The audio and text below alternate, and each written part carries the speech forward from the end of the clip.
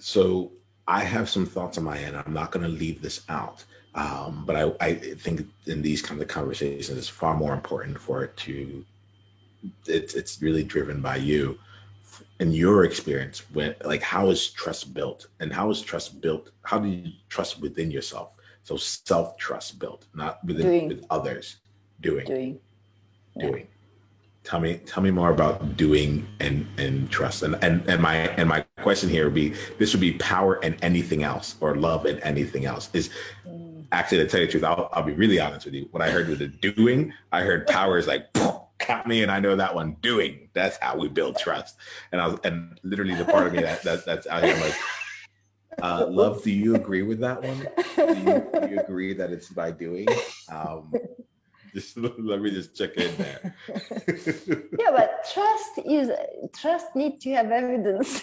You see, it's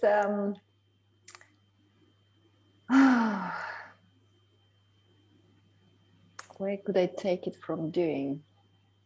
You may not need to.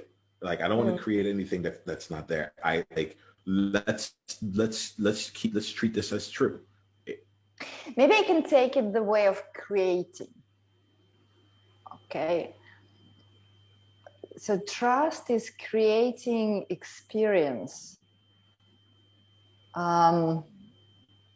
that is equally fulfilling to both sides. Let's play with that, right?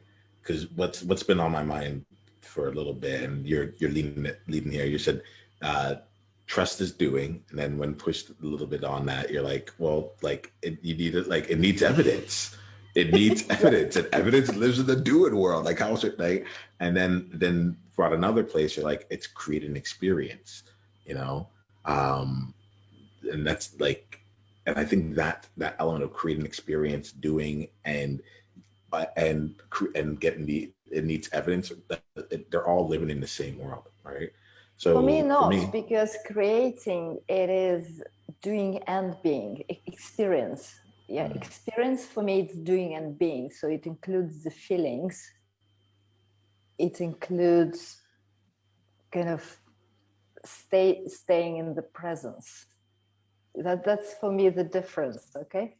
Yeah, I maybe get not it. big one, but the result. No, I'm actually really grateful for it, because the word experience means a lot to me. And as you just said this year, you created a new distinction for me. You helped me see, like, why is this word so important?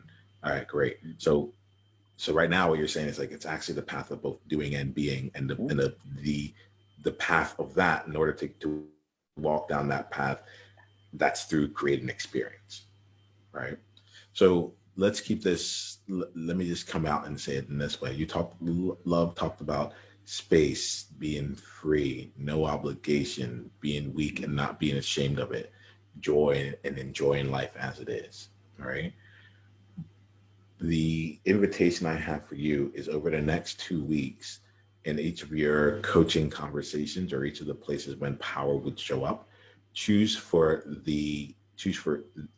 each day of that week one of these themes to focus on, such that you can bring that into the experience of power.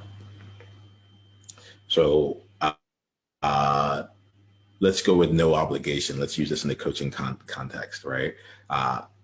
Also coming from our conversations in the past, we've talked a lot about responsibility and how responsibility comes in. And when I see no obligation, I'm like, boom, responsibility and obligation are tied right here. And some of the things we talk about a lot is, like, the relationship of responsibility when, as a coach here. And as I'm listening to this, I'm looking at this, I'm like, oh yeah, like, I can immediately see where, if love is the representation of no obligation, if love has that, no wonder why you feel so much responsibility toward getting people to where it is, and we've talked about how that might be actually impacting you getting the results, actually helping your clients have the space to get the result that they want. So being able to take that on, like, in my mind, right then and there, like, that's an example of how love being in the power space actually opens up so much more. being weak and not being ashamed of it. That to me is vulnerability, you know? And are you willing to be in your, to take a day where when you're coaching with people, you're getting the experience of like, I'm going to actually be in the vulnerability of this for whatever today is. When I get the chance, I'm going to practice, I'm going to experience, I'm going to experiment with just being weak and being vulnerable. And there's two elements of it. You said being weak and not being ashamed of it. So we open this space of vulnerability, but then also throughout that day, you're checking in with yourself. And when the shame comes in or whatever, then you give yourself, we work on the standpoint of calling that out, of allowing it to be like, actually today, I'm not really allowed to be ashamed of it. Like, because I would want to ask you intellectually, like, what would life be like if you're able to be weak and not be ashamed of it? I don't think you know. I don't think you know the answer to that right now. Yeah. So it's like I can't ask you that because it's not a lived experience for you. So right now it feels like let's create some experiences for you. You know power. You just spent some time hearing from Love as to like what is important to Love in this space. We were hearing earlier about the things that Love wanted to run away from, like doesn't want it to be ruined, doesn't want to like lose that space there. And instead, now we're going to go and start infusing love into the power. And if you already got power and you know power, that's great. Let's go ahead and bring that. Let's go ahead and bring love into that space as well. How does that sound to you? Let me check in with you. Oh, sounds like a challenge I can take on.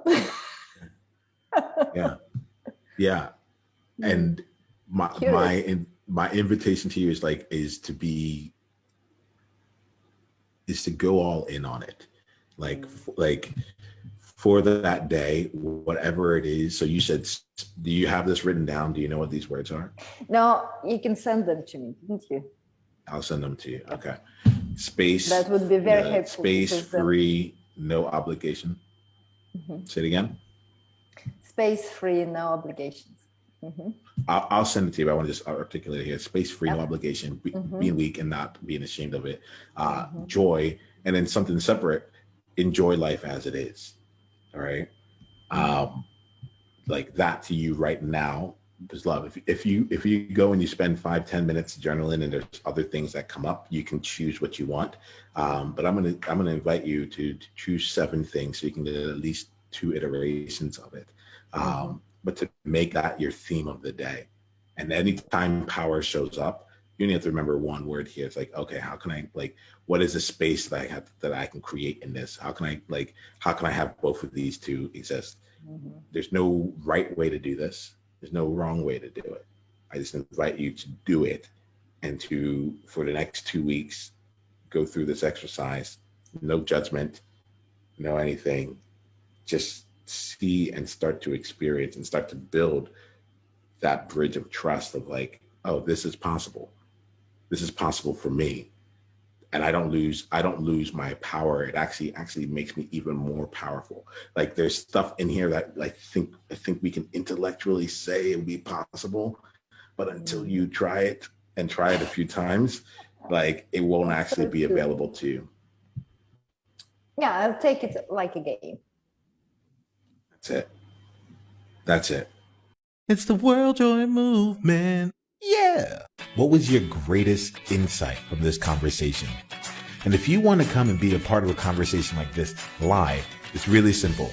Just go to beworldjoy.com and come introduce yourself and let's take the conversation to the next level because you're there now. All right, let's play.